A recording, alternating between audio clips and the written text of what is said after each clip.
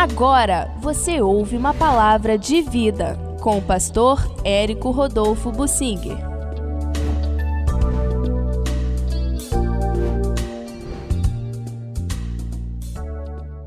No retorno do cativeiro,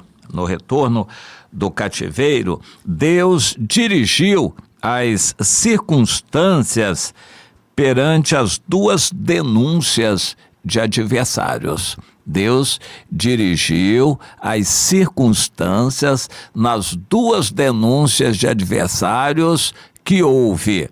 E eu quero que você reflita comigo nesta análise a respeito do assunto, registrado no livro de Esdras, que é considerado um livro histórico.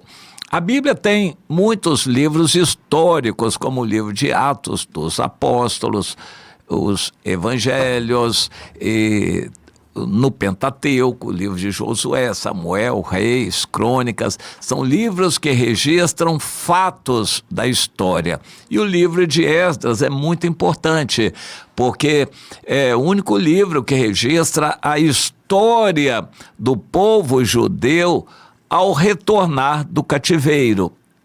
Israel, o reino do norte, nunca mais retornou do cativeiro na Assíria, mas Judá foi levado ao cativeiro na Babilônia. Depois a Pérsia tomou a Babilônia e eles foram cativos na Pérsia. O rei Ciro da Pérsia, atendendo a uma direção de Deus, deu ordem para que os judeus que quisessem voltassem do cativeiro 70 anos depois, para se cumprir a palavra do Senhor.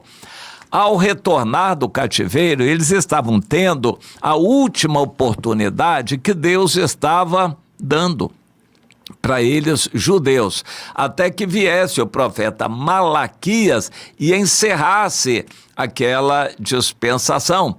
A dispensação da lei foi encerrada. Houve um período interbíblico em que a história continuou. Nós não temos na nossa Bíblia evangélica, nem na Bíblia dos judeus, o Antigo Testamento, não temos essa história. Mas essa história existe, contada, por exemplo, nos livros de Macabeus, que fazem parte da Septuaginta e que a Bíblia Católica adotou. A história nesse período, não há profecia. Deus não levantou profetas, inclusive o próprio líder Macabeu disse que Deus não levantava profeta naquela época, mas a história continuou até que viesse João Batista e Jesus abrindo o Novo Testamento. E aí temos a história deste Novo Testamento nos Evangelhos, depois no livro de Atos. Mas a história do Antigo Testamento tem a parte muito importante no livro de Esdras, que veio mais de 100 anos depois, porém ele foi o único que relatou a história daquela época. Esdras era um escritor, e ele relatou aquilo que aconteceu. Ele relatou a época do retorno, quando ele provavelmente não existia ainda.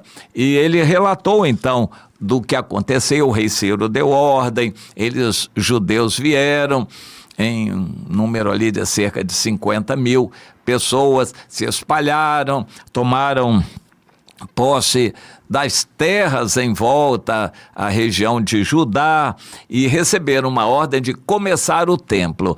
Demoraram um pouquinho, mas lançaram a pedra fundamental e começaram a construção.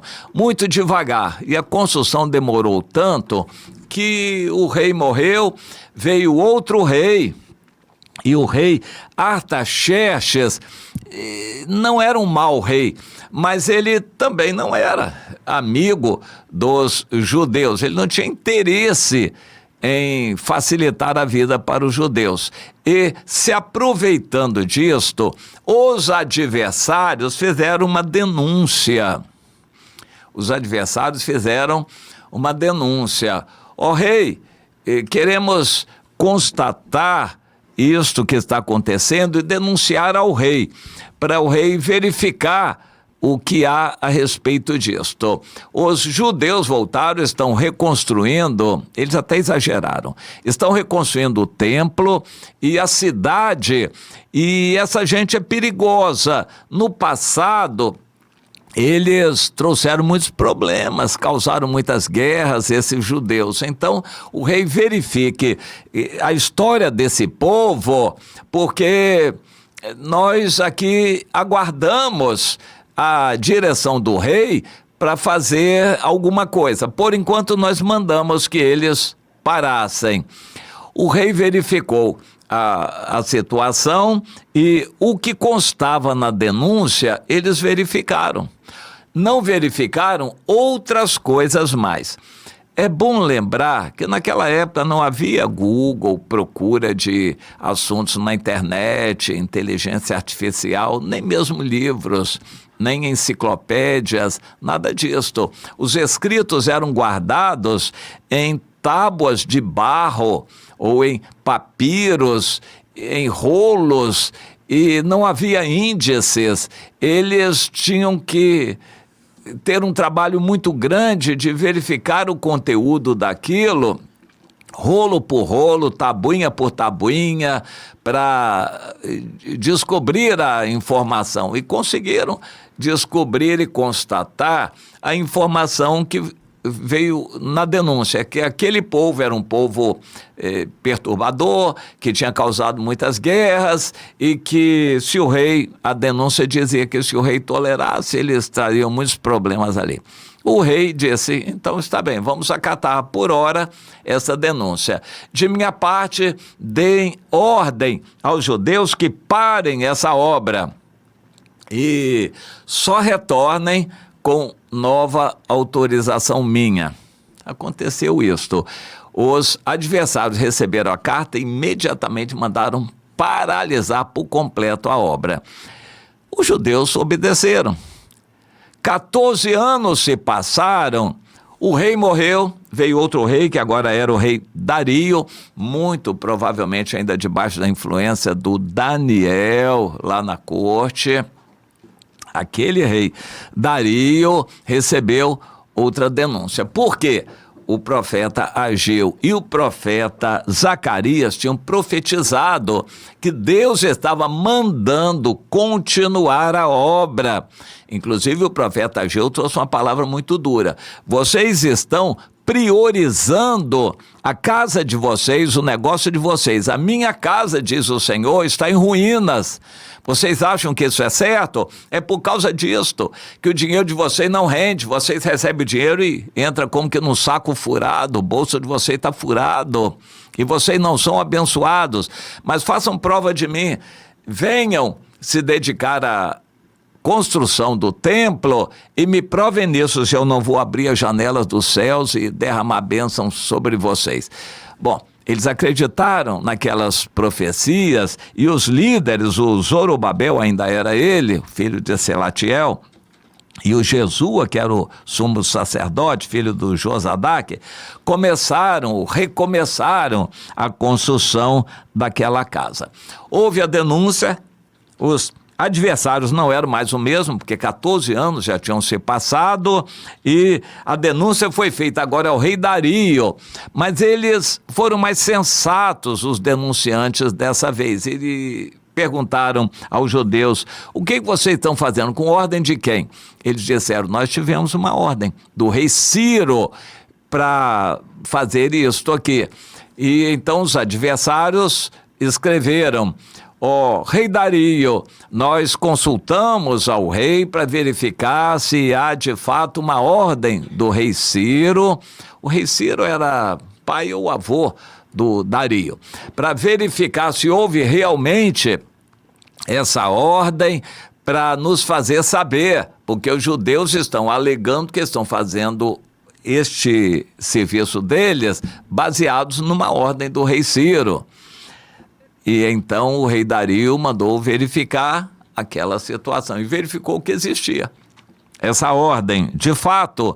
E então respondeu, verdade, há uma ordem, O rei Ciro mandou, então eu quero cumprir. O rei Dario tinha uma grande admiração pelo rei Ciro, que já tinha morrido. Mas ele disse, eu vou honrar a ordem que ele deu.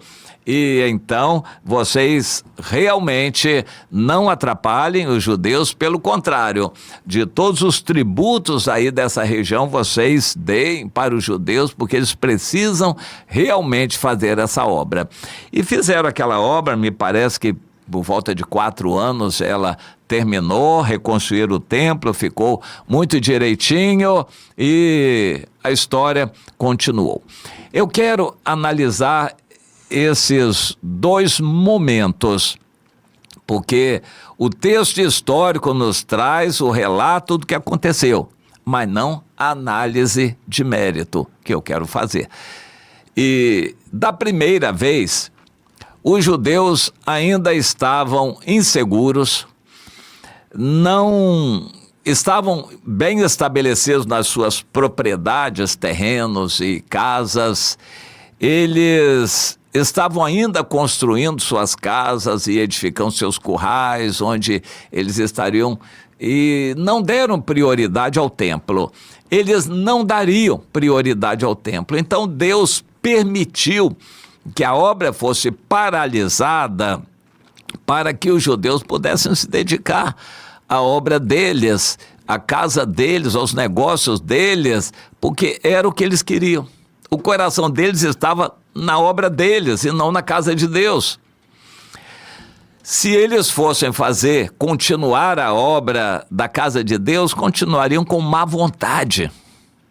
E Deus disse assim, não, é melhor que parem mesmo. E 14 anos se passaram e então tudo mudou. Deus disse, agora está na hora de recomeçar. E dessa vez houve apoio, houve condições, houve autorização do rei Dario e a obra foi de vento em popa e aconteceu. Profetas profetizaram. Mas pessoas naquela época consideraram, mas espera aí, Deus está mandando continuar a obra. Nós estamos ainda seguindo uma ordem anterior do rei Artaxerxes, que mandou paralisar a obra. A quem nós obedecemos? A Deus ou a ordem anterior? E então é muito interessante isto. Eles tiveram que tomar uma decisão. Essa decisão, muitas vezes, nós temos que tomar. Meu irmão, você vai obedecer a quem? Você tem uma convicção na sua mente.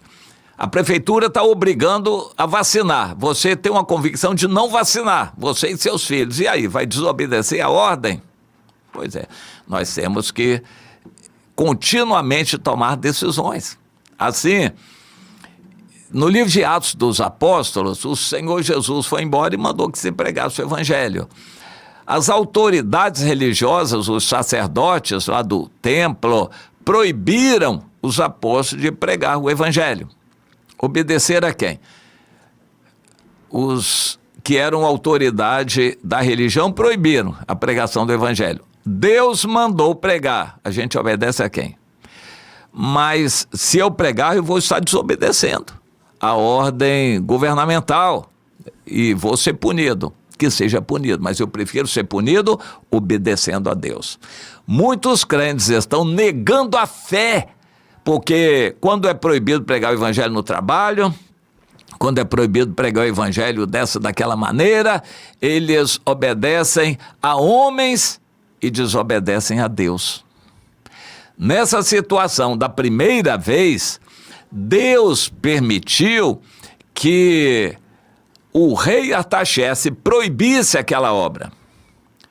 Mas os judeus já estavam querendo isso mesmo. Eles não estavam dispostos a enfrentar ordem nenhuma. Eles não estavam animados com aquela obra. Se fizessem, iriam continuar a fazer aquela obra com má vontade. E assim foi uma graça de Deus, uma bênção de Deus que o rei proibisse aquela obra. Os judeus gostaram. Mas depois Deus não deixou a situação ficar daquela mesma maneira e levantou o rei Dario. E levantou os profetas Ageu e Zacarias para mandar o povo continuar a reconstrução daquela casa de Deus, do templo, e eles foram provados. Mas graças a Deus o Zorobabel, que era o governador, e o Josué, que era o sumo sacerdote, entenderam e tomaram a direção de obedecer a Deus, ainda que estivessem contrariando uma ordem anterior do rei Artaxerxes.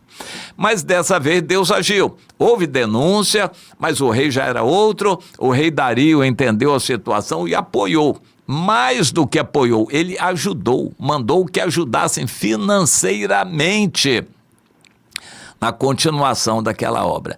2 momentos diferentes e o povo foi provado. Nós também passamos por situações assim. Há tempo para tudo. Há situações em que nós não vamos conseguir vencer. Nós não vamos conseguir ser fiéis, então Deus permite, é como que se diz aí a vontade permissiva de Deus. Ele deixa a gente se acomodar aqui, mas depois ele nos sacode para a gente poder ser firme e tomar uma decisão.